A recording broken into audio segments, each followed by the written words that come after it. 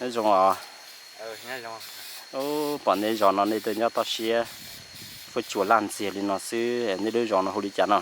Rồi nó giờ lưới ra trước chết nè. Ôi giòn trong chia vậy. Giờ lưới để chọc rồi, lưới xả nữa. Lúc đấy chập lại nó xả nó trồng hay gì đó.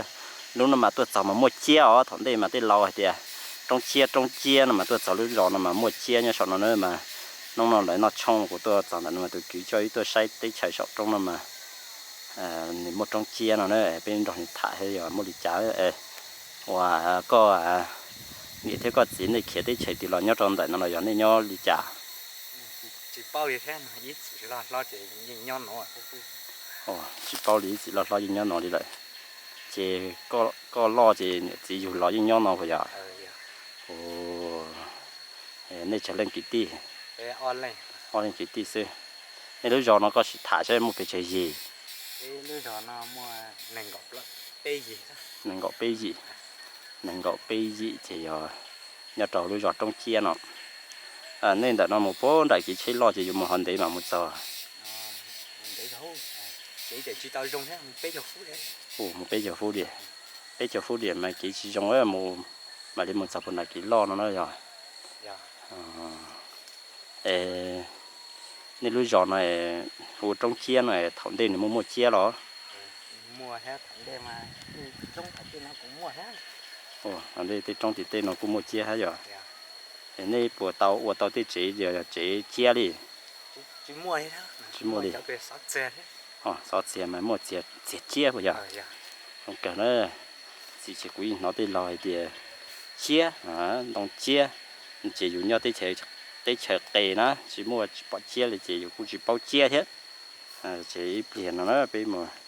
sẽ phụ một chia chỉ cũng chọn chia rồi bây giờ không được sai, chia chỉ cho nên bây giờ muốn nhau tao chia nên bỏ thì chỉ bây giờ mình nhồi nhìn nó mà nhớ đàn trong kiện đại thì lấy chỉ bao đồng chia rồi trong đi trả, chỉ liền mua là chỉ cũng mà thay rồi bây sai nữa, lúc giờ nó mà hành động gì, chỉ cho nó có một trái xong rồi. Nền gọt chi sống, toàn nền gọt chi sống đấy, rõ nào đấy. Nhưng toàn nền gọt chi sống đấy rõ nào đấy. Một nền gọt chi sống thì dù sống sinh cho bò gì chậu, chui chậu gì, có luôn bề hồ tăng này rồi, sành á chi, sành muốn đi, xe nó là lối rồi lúc nào nó trong phía sau đời, lên thì tôi chọn là chỉ họ tôi say là lối rồi nó nhớ bố sợ trong, đây hình này mong nhớ bố sợ tết trong là nó cũng nhớ tàu khó xe khó sợ tết này, sao cái tổ phố tí tổ rồi.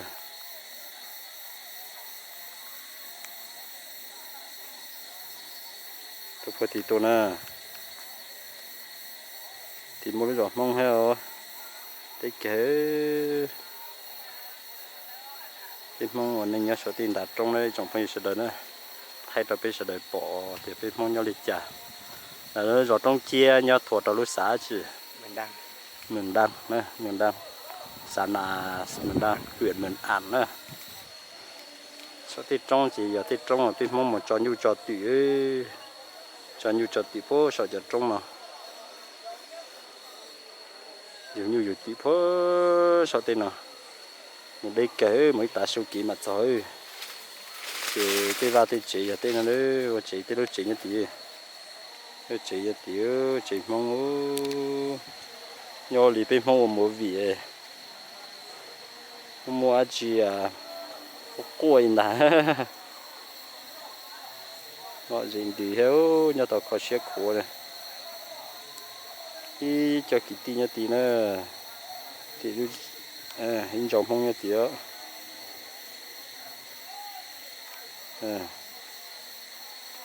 chú là gì nữa sẽ đấy kìa nè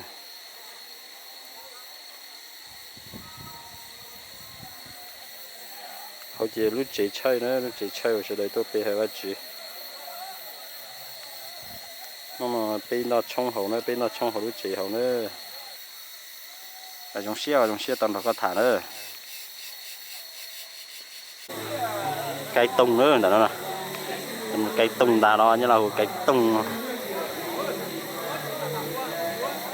nhưng mà ôm trời tận đây chờ lâu trời thì chỉ một thông là một trâu đây mà lại mới chuyển tông nó uo đấy rồi chỉ sau đây kia trong đâu hay nè cây tung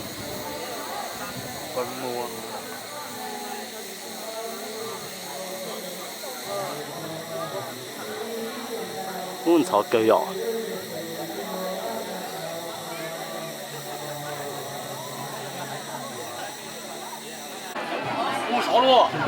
nó trong đấy cái chuyên dụng cái chỗ anh ổn định bây giờ nó xe tôi thọ lại lối dọ trong chia nhất là bản thu mua bản thu mua nó bị冲lò gì hàng đó tôi chỉ trong góc cơ giờ mình thấy chỉ biết sẽ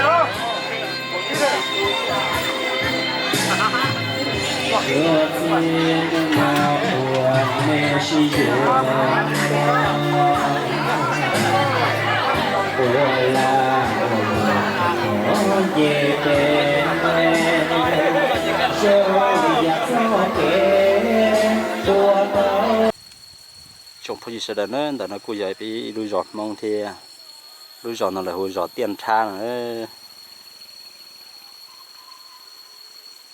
nó tới chợ nhân là giọt tiền tra này nhớ phố đã lú huyện miền An nữa nhớ tàu xin nhớ kể theo đuôi giọt nó là rồi cũng nhớ tàu loại gì kể phải sọt trong này bị mong trong kể nên nơi đuôi giọt là nhớ tàu loại gì đi á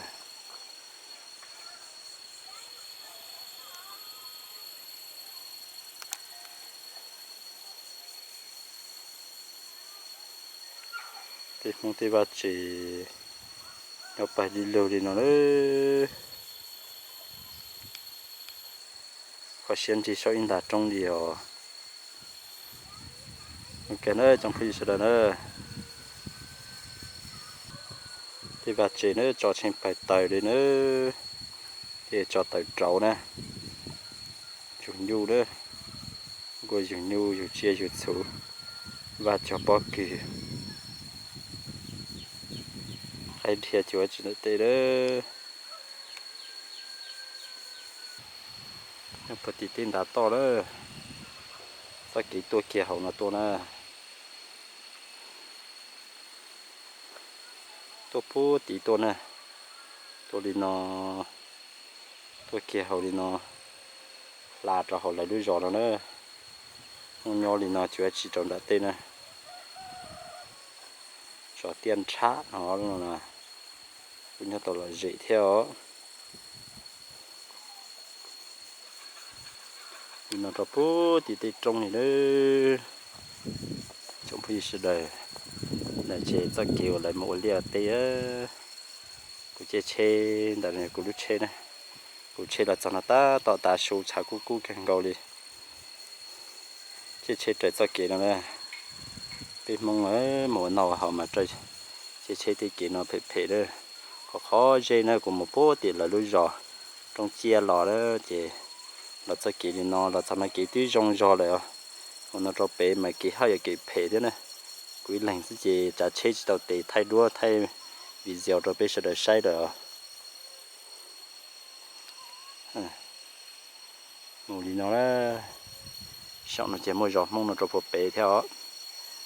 nhà bố bé tên đã trong xe cũ sống cuốn đông đi thì tôi kia tao nó tôi chỉ phân ra còn là tôi thì nó tôi chỉ để nó tôi kia nó chỉ mà mù đi nó để cũng trên nó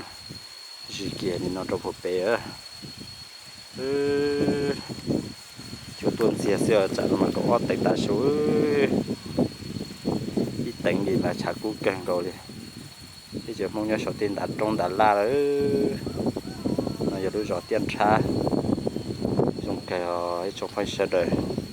bây giờ vẫn nhớ tới tới trời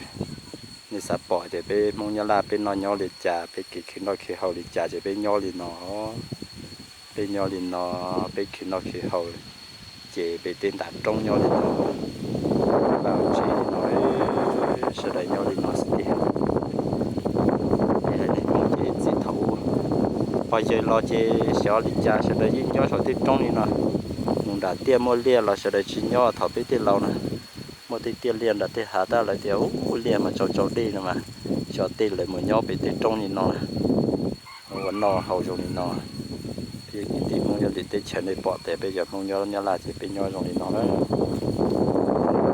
và sẽ làm cho mình có đi thì sẽ kiến chế cái và mình rồi bây có bên một trời chùa tê đuôi chạy cho nó trong càng cầu rồi nó giờ lúa giò đó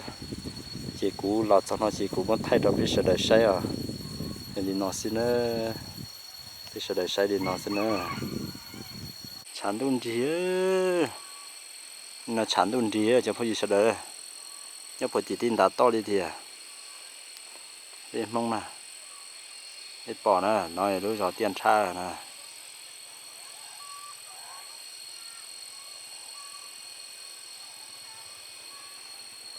nó tôi là gì đi á thì nó muốn lúa giò hết á này lúa giò mong thế này trong phía sự đời đây ông nhớ đây vào tí tiền đã to nè nó giò tiền xa y á cái tổ phố bể lúa hạ bể tổ đó tổ bể tổ chỉ mà thầu lúa hạ bể tổ tổ phải tí cho cái hạ tí lấy lúa hạ bể tổ nè tổ tổ tí tổ đi nó nè bây giờ mới lúa giò nhá tiền đã to thì hết trong cái ngõ đó nhau họ tiêu chỉ họ tiêu một cún đồng đi à còn nào họ sợ tiền đã trong nó họ tê sợ tiền nè lúa giò nhá tiền nữa